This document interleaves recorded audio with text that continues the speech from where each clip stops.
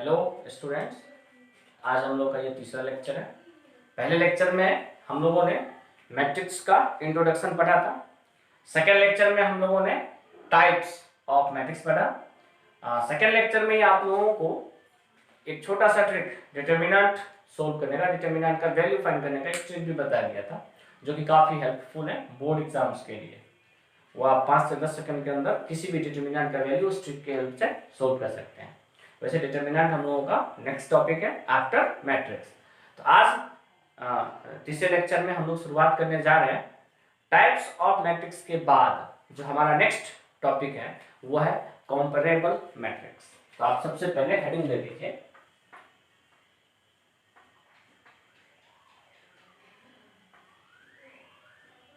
Comparable matrices. सबसे पहले इसका डेफिनेशन लिखते हैं। तो कंपेयर तो तब होगा जब एक से अधिक हो। तो इसके डेफिनेशन में ही हम लोग शुरुआत में लिखेंगे कि two matrices are said to be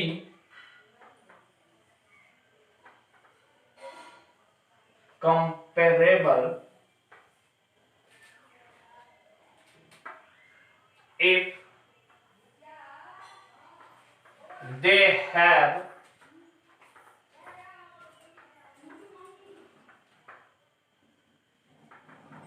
same order।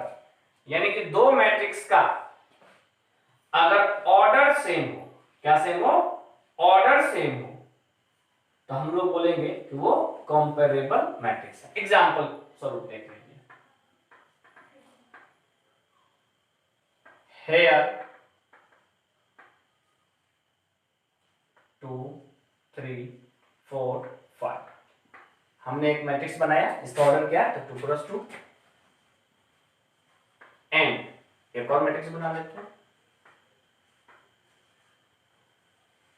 इसका भी ऑर्डर क्या है? तो 2 क्रॉस 2। तो इन दोनों ही मैट्रिक्स का ऑर्डर क्या है? सेम है। इस वजह से हम इन दोनों को कंपेयर कर सकते हैं। Here this and this are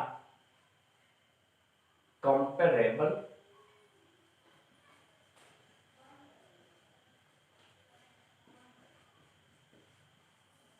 matrices. Comparable के बाद हम लोग नेक्स्ट टॉपिक पे आते हैं, इक्वलिटी। इक्वलिटी का मतलब बराबरी होता है। इक्वलिटी ऑफ टू मैट्रिसेस, यानी कि दो मैट्रिक्स के इक्वलिटी के लिए। तो सबसे पहले इसका स्टेटमेंट लिखिए कि two matrices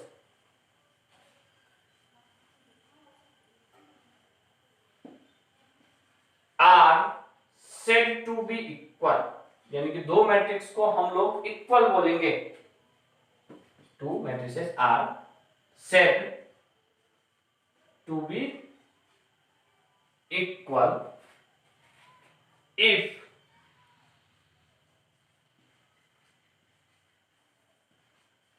they have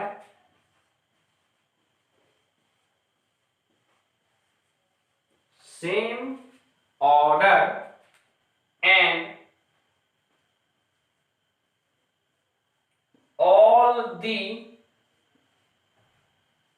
corresponding elements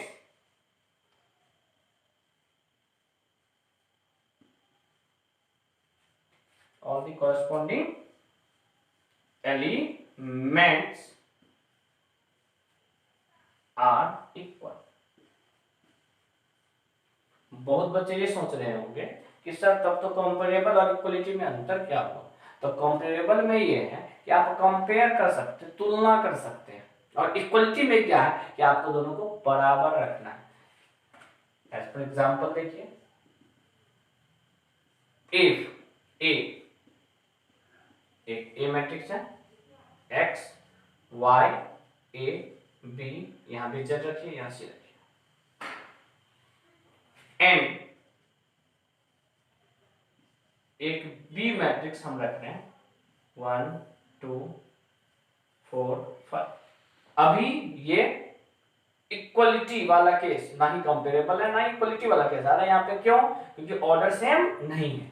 यहाँ इस मैट्रिक्स का ऑर्डर है 2 क्रॉस 3, 2 क्रॉस 3 समझ रहे होंगे सब कोई। ये हो गया पहला रो, ये हो गया दूसरा रो, 1 2 3 यानी कि 2 रो और 3 कॉलम है। तो सबसे पहले हम लोग रो को फिर क्रॉस का साइन देते हैं ऑर्डर लिखने के लिए, फिर नंबर ऑफ कॉलम को लिखते हैं। यहाँ मान लीजिए 3 है, यहाँ मान लीजिए 6 है। अब जैसा कि इसका भी ऑर्डर हो गया 2 क्रॉस 3, तो इन दोनों मैट्रिक्स को हम लोग इक्वल बोल सकते हैं। कब? जब सबसे पहला चीज इसका ऑर्डर क्या हो, सेम। ठीक, और इसमें एक और चीज है, आगे लिखा हुआ है यहाँ पे कि and all the corresponding elements are equal, और इन दोनों के कॉरेस्पॉन्डिंग एलिमेंट क्या होना चाहिए, इक्वल होना चाहिए। तो अभी ये दोनों इक्वल नहीं है, अभी ये दोनों इक्वल नहीं है, लेकिन अगर हम इसको इक्वल कर दे तो यहां से हम लोग x y z a b c का वैल्यू फाइंड कर सकते हैं। तो इफ ए बराबर इतना, बी बराबर इतना आर इक्वल मैट्रिसेस, देन हमने जैसा कि आपको यहाँ पे क्लियरली बोल रखा है कि 2 matrices are said to be equal if they have same order, यानी कि 2 मैट्रिक्स हम लोग इक्वल तब बोलेंगे जब उसमें ऑर्डर क्या हो, सेम हो। तो ऑर्डर तो सेम है। ठीक, अब उसके बाद बोला जा रहा है कि and all the corresponding elements are equal. तो all the corresponding elements are equal का मतलब ये हुआ कि इस मैट्रिक्स ए का कॉरेस्पॉन्डिंग एलिमेंट बराबर होगा इस मैट्रिक्स बी के कॉरेस्पॉन्डिंग एलिमेंट के, यानी कि यहाँ x है, यहाँ x के प्लेस पे क्या है, तो 1। इसका मतलब ये x जो होगा वो किसके बराबर होगा, 1 के। आर इक्वल देन x बराबर 1। उसी प्रकार y बराबर हो जाएगा किसके, 2 के। उसी प्रकार z बराबर हो जाएगा किसके, 3 के। फिर हम लोग आगे बढ़ते हैं, यहाँ पे a बराबर हो जाएगा किसके, 4 के। b बराबर हो जाएगा किसके, 5 के। c बराबर हो जाएगा किसके, 6 के। तो कंपेरेबल में क्या था कि हम कंपेयर कर सकते हैं, और इक्वलिटी में क्या है कि दोनों को बराबर रखना होगा, और कॉरेस्पॉन्डिंग एलिमेंट क्या होंगे, तो सेम होंगे। ठीक, अब इसको नोट कीजिए। इक्वलिटी ऑफ 2 मैट्रिसेस के बाद हम लोग एक छोटा सा यहाँ क्वेश्चन करेंगे। सबसे पहले आप लोग क्वेश्चन लिखिए, find the value of x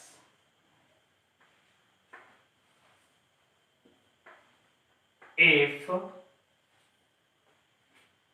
आपका क्वेश्चन इस प्रकार से है, x square minus 4x, x square x cube बराबर -3 1 माइनस एक्स प्लस 2 और -1। अब जैसे कह रहा है find the value of x if this equal to this, तो दिख रहा है मुझे कि इस मैट्रिक्स का ऑर्डर कितना है, तो 2/2। इसका भी मैट्रिक्स का ऑर्डर कितना है, तो 2/2। दोनों कंपेरेबल हैं और ऑर्डर सेम है, इक्वल भी लिख सकते हैं। तो सॉल्यूशन में सबसे पहला चीज, here corresponding elements are equal, corresponding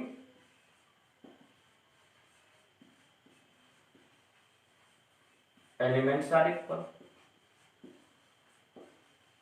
अगर corresponding element इक्वल है तो इसका मतलब ये हो गया कि यहाँ एक्स स्क्वायर माइनस 4x जो होगा वो बराबर हो जाएगा किसके, -3 के। ये वाला एक्स स्क्वायर बराबर हो जाएगा किसके, तो 1 के। ये वाला एक्स स्क्वायर बराबर हो जाएगा किसके, तो -x प्लस 2 के। और यहाँ एक्स क्यूब हो जाएगा बराबर किसके, तो -1 के। अब इन चारों ही इक्वेशन को सोल्व कीजिए। तो ये हो गया आपका एक्स स्क्वायर माइनस 4x +3 बराबर 0। मुझे पूरा विश्वास है कि आप लोगों को क्वाड्रेटिक इक्वेशन सोल्व करना अच्छे तरीके से आता होगा। जब आप इसको सोल्व कीजिएगा तो x - 1 x - 3 = 0 फैक्टराइज करना आता ही होगा। और यहाँ से आपको x के दो न्यूमेरिकल वैल्यू आए, एक 1 दूसरा 3। यहाँ से आपको x के दो वैल्यू आएंगे +-1। यहाँ से आपको फिर से सोल्व करना पड़ेगा, x² + x - 2 बराबर 0। इसको जब आप लोग फैक्टराइज कीजिएगा तो ये हो जाएगा x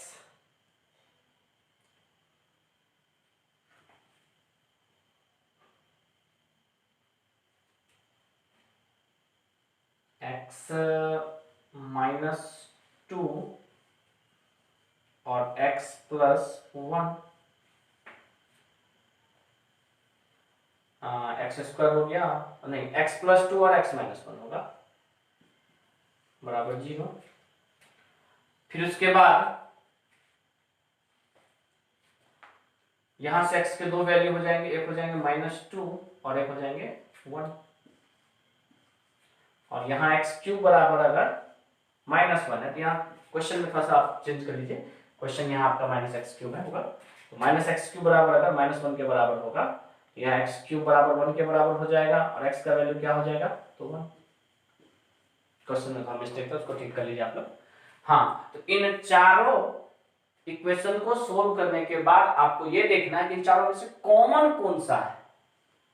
फिर कोई बोलेगा सर कॉमन ही क्यों, तो अगर मान लीजिए हम x का वैल्यू 3 लेते हैं तो 3 रखने पे 3 का स्क्वायर 9 और 4 3 जा 12, 9 में से 12 चला गया -3, ये तो सेटिस्फाई कर गया। लेकिन अगर यहाँ x का जगह 3 रखते हैं तो 3 का स्क्वायर कितना 9, जो कि 1 के बराबर नहीं होगा। तो इस वजह से हम लोगों को इन चारों इक्वेशन में वो वैल्यू लेना पड़ेगा जो सब में कॉमन हो। तो चारों में आपको कॉमन एक ही चीज दिख रहा है, कौन सा, तो 1। इसका मतलब यहाँ से x का जो वैल्यू हो जाएगा वो किसके बराबर हो जाएगा, 1 के बराबर हो जाएगा। इस टाइप का आपको एनसीईआरटी और केसी सिन्हा में ढेर सारा प्रॉब्लम है जिसे आपको सोल्व करना है। इसके बाद आपका क्वेश्चन के बाद आपका नेक्स्ट टॉपिक है नेगेटिव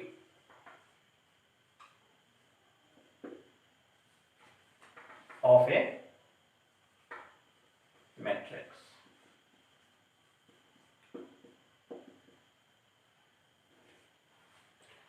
तो 3-4 पॉइंट है, इसको थोड़ा जल्दी में समझाना चाहिए। तो नेगेटिव ऑफ ए मैट्रिक्स में लिखिए कि if A equals to Aij M cross है, यानी कि यहां हम लोगों ने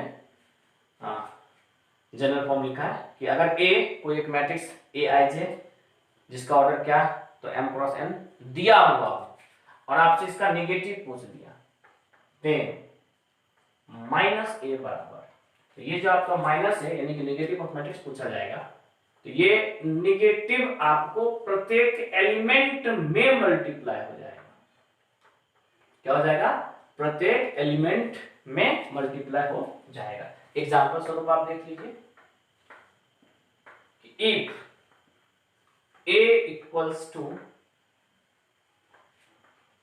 2 -3 1 0 -4 -7 दिया हुआ है और आपसे -A का वैल्यू पूछ रहा है, तो -A के लिए आप क्या कीजिएगा, प्रत्येक एलिमेंट में नेगेटिव से मल्टीप्लाई कर दीजिएगा। तो ये हो गया आपका -2, ये हो गया आपका 3, ये हो गया आपका -1, ये हो गया आपका 0 क्योंकि -0 फर्क नहीं पड़ेगा, ये हो गया 4, ये हो गया 7। तो ये हो गया आपको negative of A matrix. Negative of A matrix के बाद आप हेडिंग दे दीजिए multiplication of A matrix, multiplication of A matrix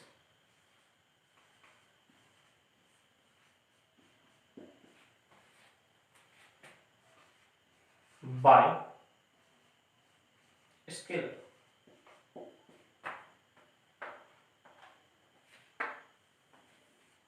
multiplication of A matrix bye scalar में इफ ए इक्वल्स टू, यानी कि ए आपका कोई एक मैट्रिक्स जिसका ऑर्डर क्या है m क्रॉस n दिया हुआ है, देन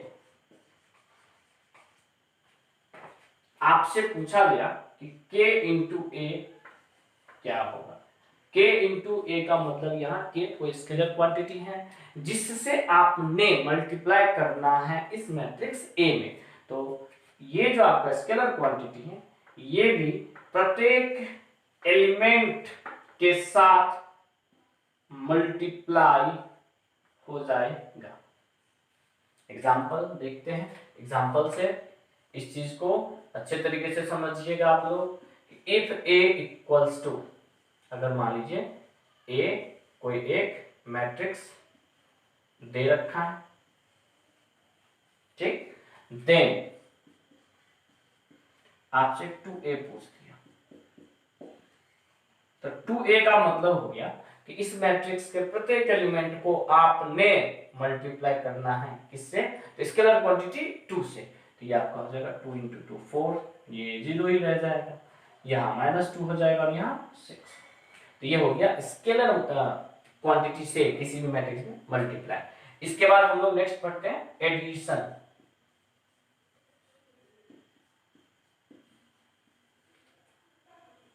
ऑफ टू मैट्रिसेस या मोर देन 2 भी हो सकता है, हम लोग फिलहाल 2 का ही लेके चल रहे हैं।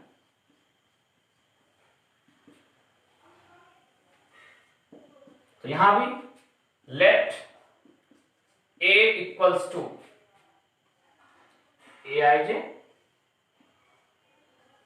m cross n and b equal to bij m cross n। अगर दो मैट्रिक्स, एक A एक B, A का एलिमेंट aij ऑर्डर क्या है तो m क्रॉस n, और B मैट्रिक्स bij इसका ऑर्डर क्या है तो m क्रॉस n गिवन है, या हमने मान रखा है, एज्यूम कर रखा है। देन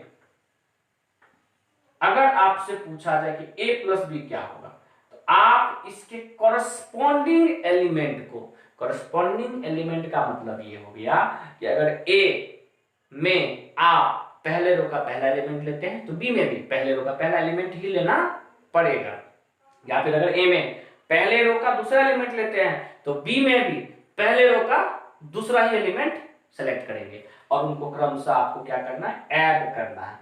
ऐड करने से पहले आप अच्छे तरीके से ये देख लीजिएगा कि क्या दोनों मैट्रिक्स का ऑर्डर सेम है, क्योंकि अगर जब तक ऑर्डर सेम नहीं रहेगा मैट्रिक्स का, हम लोग उन दोनों मैट्रिक्स को ऐड नहीं कर सकते हैं। एडिशन के जैसा ही हमारा सब्सट्रैक्शन भी है।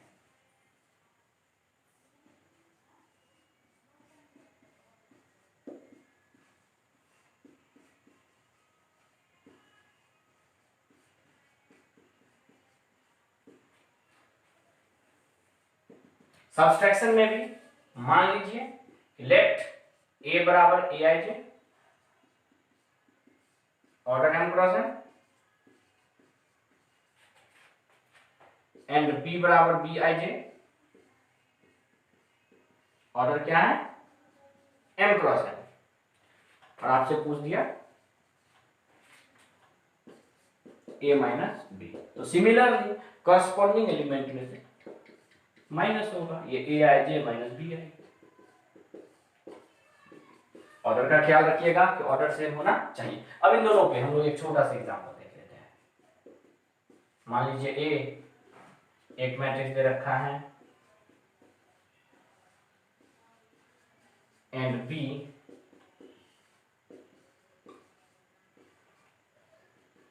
एक मैट्रिक्स दे रखा है, और आपसे पूछ दिया a प्लस बी क्या होगा या a माइनस बी क्या होगा। तो चलिए सबसे पहले a प्लस बी निकालते हैं। a प्लस बी का मतलब हो गया कि हम कॉरस्पॉन्डिंग एलिमेंट को ऐड करेंगे, जैसे कि यहाँ पे 1 ऐड होगा किसके साथ, -2 के साथ, तो 1 और -2 को ऐड करेंगे कितना, -3 ना, नो, कितना होगा -1। फिर 4 को ऐड करेंगे किससे, 3 से, तो कितना हो जाएगा 7। 7 को ऐड करेंगे किससे, तो 4 से, तो कितना हो जाएगा 11। और उसी प्रकार 3 को ऐड करेंगे किससे, तो 5 से भी कितना आ जाएगा 8। एंड यहीं पे अगर आपसे a माइनस बी पूछ दे तो a माइनस बी के लिए a में से आप लोग b वाले मैट्रिक्स को माइनस कीजिएगा। तो 1 में से माइनस होगा -2 तो ये जुड़ जाएगा 3 हो जाएगा। 4 में से माइनस हो गया 3 तो 1 बचेगा। 7 में से माइनस हो गया 4 तो 3 बचेगा। और 3 में से माइनस हो गया 5 तो -2 बचेगा। तो ये आपका सब्सट्रैक्शन और एडिशन हो गया मैट्रिक्स का, इसको नोट कीजिए। इसके बाद हम लोग कुछ क्वेश्चन करते हैं। तो सबसे पहले क्वेश्चन लिखिए, फाइंड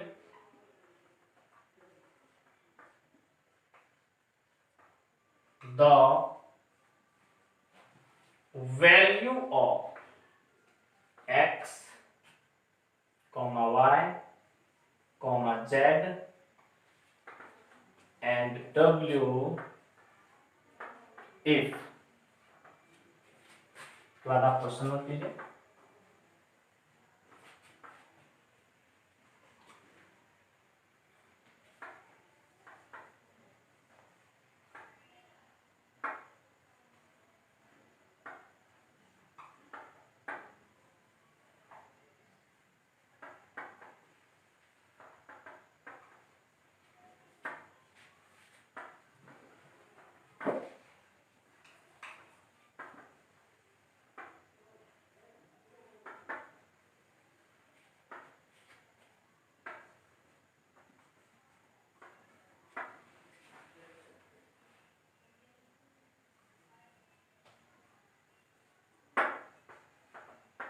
ये एक आपका क्वेश्चन दिया हुआ है और इस क्वेश्चन को सोल्व करके आपको x का, y का, z का और w का वैल्यू निकालना है। तो इसमें स्केलर मल्टीप्लिकेशन का भी यूज होगा, इक्वलिटी का भी यूज होगा और एडिशन ऑफ टू मैट्रिक्सेस का भी यूज होगा।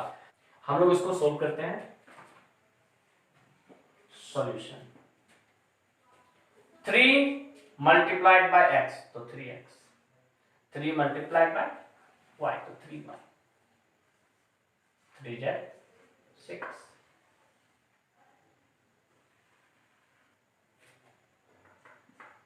और यहां पे एडिशन x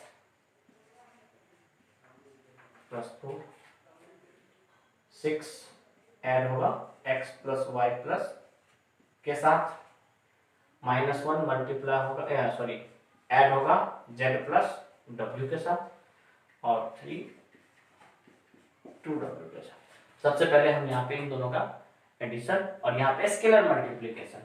अब कंपेयरिंग बोथ साइड,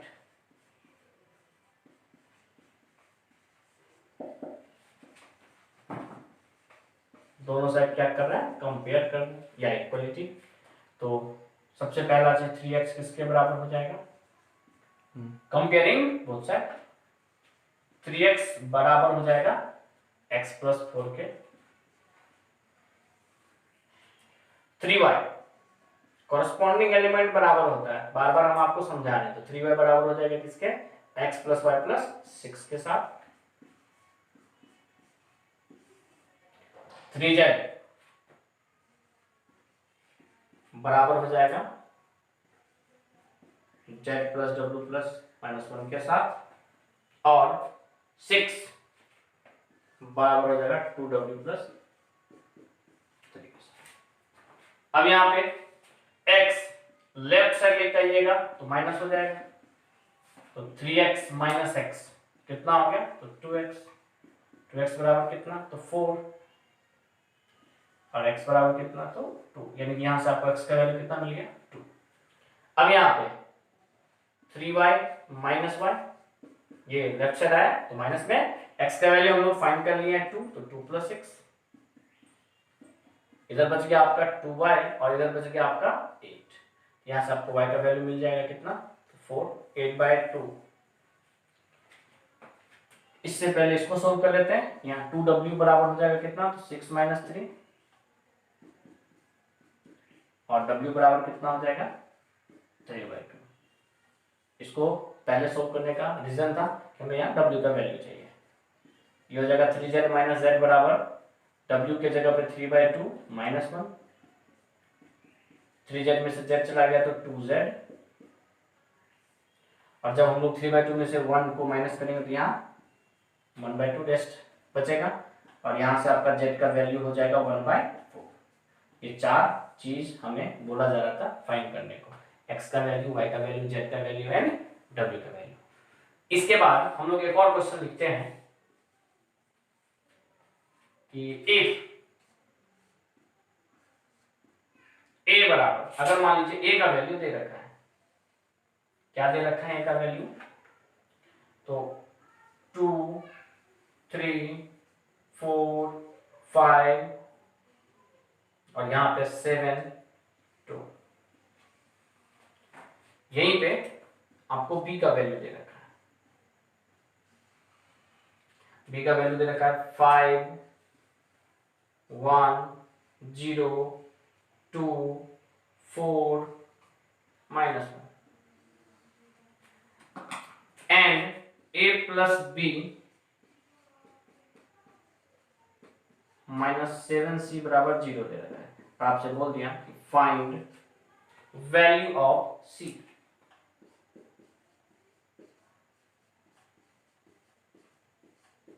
c का वैल्यू फाइंड कीजिए।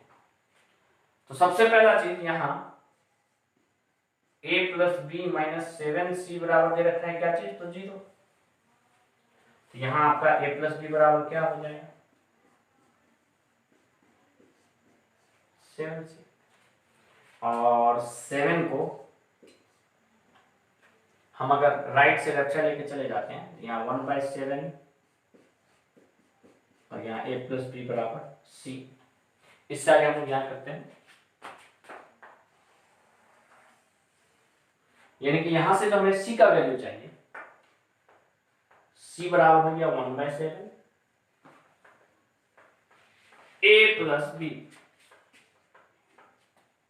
1/7 a प्लस बी,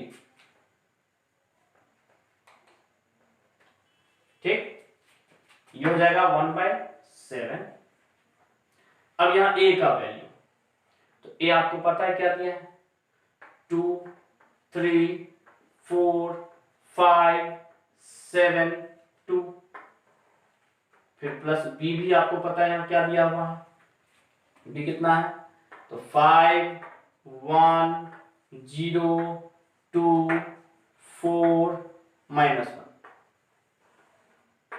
इन दोनों को ऐड करके आपको 1/7 से मल्टीप्लाई कर देना है। तो ऐड करते हैं, 2 ऐड होगा 5 से तो 7, 3 + 1 4, 4 + 0 तो 4, 5 + 2 7, 7 + 4 11 और 2 - 1 तो 1, और 1/7 से मल्टीप्लाई होने के बाद ये हो जाएगा 1 4/7 4/7 1 11/7 1/7, और यही आपको किसका वैल्यू हो गया, तो c का वैल्यू हो गया। किसका वैल्यू, c का वैल्यू। आप इसको नोट कीजिए। इसके बाद हम लोग एक और क्वेश्चन करते हैं। क्वेश्चन लिखिए, सोल्व द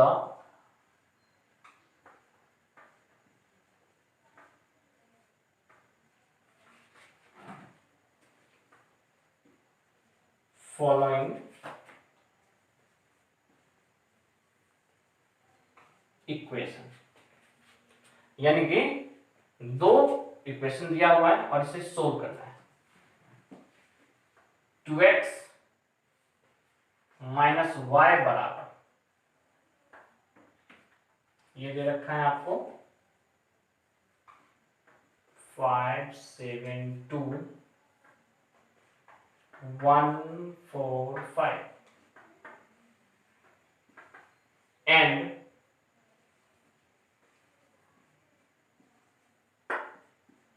2y + x का वैल्यू दे रखा है -1 2 3 8 7 9, और ये जो सोल्व करना है किसके लिए, तो 4 x एंड y के लिए, यानी कि x और y का यहाँ से हमें वैल्यू निकालना है। तो सबसे पहला चीज आप लोग 10th से पहले ही एक टॉपिक पढ़े होंगे एलिमिनेशन वाला, यानी कि x या y को यहाँ पे हम रिमूव करने की कोशिश करेंगे, उसको एलिमिनेटिंग मेथड बोलते हैं, जो कि 10th से पहले 10वां से पहले था आपका। तो सबसे पहला चीज जो गिवन है सॉल्यूशन के लिए, यहाँ x और y के वैल्यू फाइंड करने के लिए सबसे पहले सॉल्यूशन में ये जो क्वेश्चन दिया हुआ है इसको हम लोग मान लेंगे फर्स्ट इक्वेशन और इसको मान लेंगे सेकेंड इक्वेशन। आप लोग क्वेश्चन में नहीं मान लेना, आप लोग कॉपी पे दोबारा लिखना है कि गिवन इतना बराबर इतना फर्स्ट इक्वेशन एंड इतना बराबर इतना सेकेंड इक्वेशन, क्योंकि एग्जाम में इसी तरीके से आपको लिखना है। अब यहाँ दिख रहा है आपको, यहाँ 2x - y है, यहाँ 2y + x है, तो आप क्या करो, यहाँ फर्स्ट इक्वेशन में 2 से मल्टीप्लाई कर दो तो ये हो जाएगा -2y, और इसमें आप क्या करो, दूसरे इक्वेशन को ऐड कर दो। तो जैसे ही फर्स्ट इक्वेशन में 2 से मल्टीप्लाई करोगे तो ये क्या हो जाएगा आपका 4x - 2y, और राइट साइड आपका हो जाएगा 10 14 4 2 8 10, और यहां 2y + x बराबर क्या है, तो -1 2 3 8 7 9। आप इन दोनों को ऐड कर दीजिए। जब आप ऐड कीजिएगा तो ये 2y इस 2y से कैंसिल हो जाएगा, क्योंकि यहाँ माइनस में यहाँ प्लस में 4x और x ऐड होकर कितना, तो 5x बराबर 10 - 1 जुड़ के कितना, तो 9 14 2 जुड़ के कितना, तो 16 4 और 3 जुड़ के कितना, तो 7 2 और 8 जुड़ के कितना, तो 10 8 और 7 जुड़ के कितना, तो 15 10 और 9 19। अब यहां से x का वैल्यू फाइंड करने के लिए 5 राइट साइड जाएगा तो ये हो जाएगा 1/5, क्योंकि 9 16 7 10 15 19, और ये हो गया आपको x का वैल्यू। जिस तरीके से हम लोग x का वैल्यू निकाले हैं उसी प्रकार से हम लोग y का वैल्यू फाइंड कर लेंगे। y के लिए हम लोग क्या करेंगे, फर्स्ट इक्वेशन में कुछ नहीं करना है, और सेकेंड इक्वेशन में हमें मल्टीप्लाई कर देना है 2 से, और फिर फर्स्ट में से सेकेंड को माइनस कर देना है। तो यहाँ पे लिख देंगे 2x - y बराबर 5 7 2 1 4 5। सेकेंड इक्वेशन में कितना से मल्टीप्लाई करना है, तो 2 से, तो 2 से मल्टीप्लाई कीजिएगा तो कितना हो जाएगा 4y + 2x इक्वल्स टू, यहाँ भी 2 से मल्टीप्लाई करते जाइए, तो -2 4 6 16 7 to 14 18, और आपने यहाँ पे फर्स्ट वाले में से सेकेंड वाले को माइनस करना है, तो यहाँ साइन माइनस, यहाँ माइनस, यहाँ भी माइनस, तो 2x आपका क्या हो गया, कैंसिल हो गया। -y में से 4y को माइनस कीजिएगा तो -5y हो जाएगा।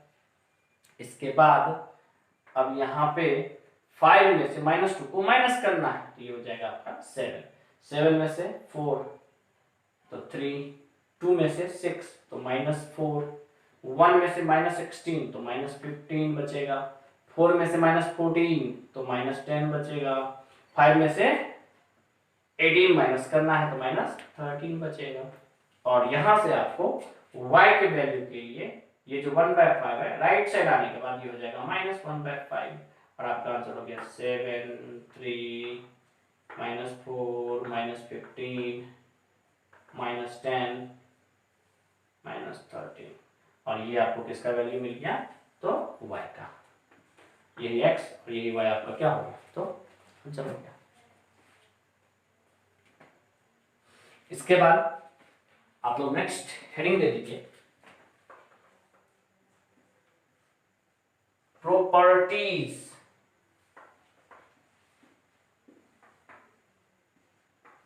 Of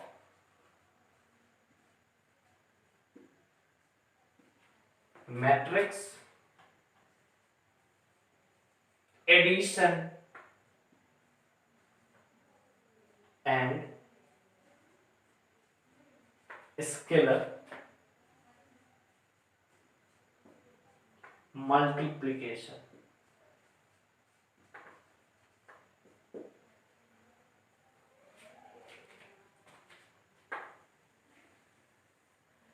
properties of matrix addition and scalar multiplication. इसमें सबसे पहला पॉइंट कि अगर a प्लस बी, ए और बी यहाँ दो डिटर्मिनेंट है, आप लिखते हैं, इसका वैल्यू b प्लस ए के बराबर होगा, यानी कि इसको हम लोग कॉम्यूटेटिव भी बोलते हैं, यानी a और b मैट्रिक्स को जोड़िए या b और a मैट्रिक्स को ऐड कीजिए, दोनों का वैल्यू क्या होगा, तो सेम होगा। सेकेंड, अगर आप a में जीरो, लेकिन जब मैट्रिक्स पढ़ते हैं तो जीरो नहीं बोलते, इसको जीरो मैट्रिक्स बोलते हैं, a में जीरो मैट्रिक्स को ऐड कीजिए तो वापस क्या हो जाएगा, a ही हो जाएगा, या ओ जीरो मैट्रिक्स में a को ऐड कीजिए तो वापस ये a ही आएगा।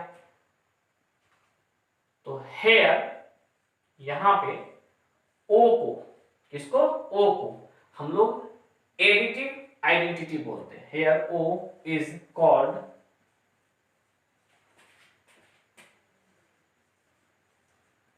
एडिटिव आइडेंटिटी, यानी कि किसी भी मैट्रिक्स में कोई एक ऐसा मैट्रिक्स हम जोड़े कि वापस वो उसी मैट्रिक्स के बराबर हो जाए, तो यहाँ जीरो मैट्रिक्स ही हो सकता है।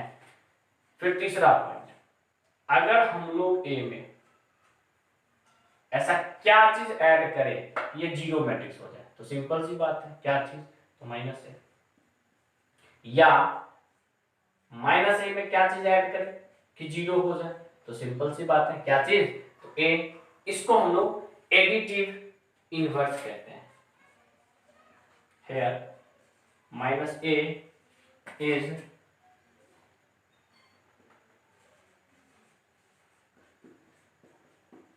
Additive inverse. इसके बाद चौथा पॉइंट है आपका कि अगर आप a प्लस बी को ऐड करते हैं और ये बराबर होता है a प्लस सी के, तो इसका सिंपल सा मतलब होगा कि b और c आपस में क्या होगा, बराबर होगा। a b c तीनों ही मैट्रिक्स होना चाहिए। पांचवा पॉइंट कि अगर आप किसी मैट्रिक्स में स्केलर क्वांटिटी k से मल्टीप्लाई करते हैं, तो k चाहे आपको पहले मल्टीप्लाई करो या k से आप बाद में मल्टीप्लाई करो, दोनों का वैल्यू क्या होगा, तो सेम होगा।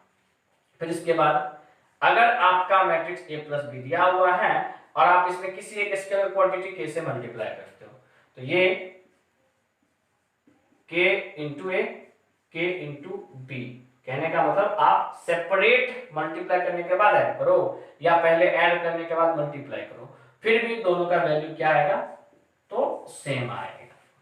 या फिर मान लीजिए कोई दो स्केलर है k1 k2 और इसमें आप a के साथ मल्टीप्लाई करते हैं, तो ये वैल्यू सेम बराबर आएगा कि आप सबसे पहले k1 स्केलर को इससे मल्टीप्लाई करो, फिर k2 स्केलर को इससे मल्टीप्लाई करो, फिर दोनों को ऐड करो। नेक्स्ट, अगर आप k1 k2 और a कोई एक आपका ये मैट्रिक्स हो गया और k1 k2 आपका स्केलर हो गया, तो k1 को मल्टीप्लाई करो k2 इंटू ए के साथ, या k1 k2 को पहले मल्टीप्लाई कर लो फिर ए से मल्टीप्लाई करो, या k1 के साथ आप a को मल्टीप्लाई करो फिर k2 से मल्टीप्लाई करो, तो भी इन तीनों का वैल्यू क्या होगा, तो सेम होगा। एंड सबसे लास्ट में नाइन्थ, कि अगर आप a के साथ I का मतलब हो गया यूनिट मैट्रिक्स, जो कि लेक्चर 2 में टाइप्स ऑफ मैट्रिक्स में आपको बताया गया है, तो अगर किसी भी मैट्रिक्स के साथ आप अगर यूनिट मैट्रिक्स को मल्टीप्लाई करते हो तो वो वापस उसी मैट्रिक्स के बराबर आएगा, यानी कि a के ही बराबर आएगा। ये आपका टोटल 9 प्रॉपर्टी है। इसके बाद हम लोग एक और क्वेश्चन करते हैं। इफ a बराबर ए को एक मैट्रिक्स दे रखा है 3 9 0 1 8 -2 7 5 4।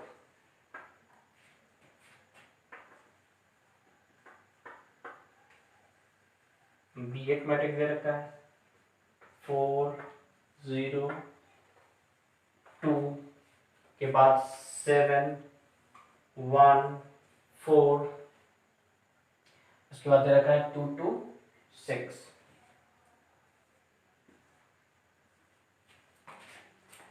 देन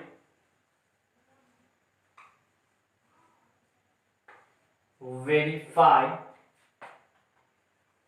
3 इंटू ए प्लस बी बराबर 3a प्लस 3b। यानी कि आपको यहाँ पे मैट्रिक्स ए बी दे रखा है और स्केलर मल्टीप्लिकेशन का एक प्रॉपर्टी है जिसे आपको वेरीफाई करना है। तो यहाँ हम लोग इस तरीके से चलेंगे कि सबसे पहले लिखेंगे एलएचएस में क्या दिया है। तो एलएचएस में है हमारा 3 इंटू ए प्लस बी। तो सबसे पहले 3 स्केलर क्वांटिटी है, यहाँ आपको ए और बी दोनों मैट्रिक्स को ऐड करना है। ए गिवन है बी गिवन है, दोनों मैट्रिक्स को ऐड करने के बाद सबसे पहले आप यहाँ पे ए मैट्रिक्स लिख लीजिए 3 9 0 1 8 -2 7 5 4 प्लस बी मैट्रिक्स है 4 0 2 7 1 4 2 2 6। अब यहाँ पे सबसे पहले इन दोनों मैट्रिक्स को ऐड करते हैं। तो एडिशन आपको पहले से ऑलरेडी बता चुके हैं। तो 4 और 3 कितना, तो 7 9 0 9 0 और 2 2, यानी सबसे पहले आप इसको क्या कीजिए, तो ऐड कर लीजिए। एडिशन आपको पहले सिखा दिया गया है। ऐड करने के बाद आपका ये वैल्यू आया। ऐड करने के बाद आपको यहाँ पे एक स्केलर क्वांटिटी 3 से मल्टीप्लाई भी करना है। तो 3 से मल्टीप्लाई करने के बाद ये हो जाएगा 21, 9 को 3 से 27 6 24 27 6 फिर 27 21 30। अब यहाँ पे हम लोग आते हैं वापस RHS पे, राइट हैंड साइड वाले पे। RHS आपका क्या है, तो 3a प्लस 3b है। सबसे पहले आपको 3 से मल्टीप्लाई करना है मैट्रिक्स ए में।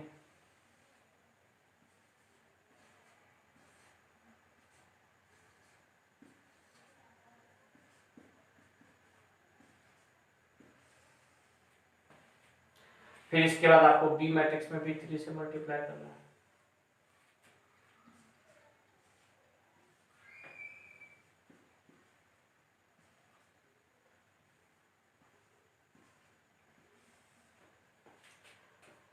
थ्री से मल्टीप्लाई करने के बाद आपका ये वैल्यू हो जाएगा 3 3 9 27 0 3 24 -6 21 15 12 और यहाँ पे हो जाएगा आपका 4 3 3, तो 12 0 6 21 3 12 से 6 18। और जब आप इन दोनों को ऐड कीजिएगा तो 12 और 9 जुड़ के कितना 21, 27 और 0 जुड़ के कितना 27, 6 3 और 21 जुड़ के कितना 24, 24 और 3 जुड़ के कितना 27, 12 और -6 जुड़ के कितना, तो 6 21 और 6 27, 15 और 6 21, 12 और 18 30। ये हो गया हमारा राइट हैंड साइड वाला। अब आपको देख लीजिए क्या LHS और RHS इक्वल है, तो हेंस LHS बराबर RHS, therefore 3a plus b बराबर 3a प्लस 3b क्या हो गया, वेरीफाइड हो गया। तो आज का लेक्चर हम लोग यहीं पे कंप्लीट करते हैं। इसके बाद हम लोग नेक्स्ट टाइम, अभी हम लोगों ने एक प्रकार से जोड़ घटाव यानी कि एडिशन सब्ट्रैक्शन पढ़ा, अब हमारा बच जाता है मल्टीप्लिकेशन। तो इसके बाद के टॉपिक में हम लोग मल्टीप्लिकेशन ऑफ मैट्रिक्स के साथ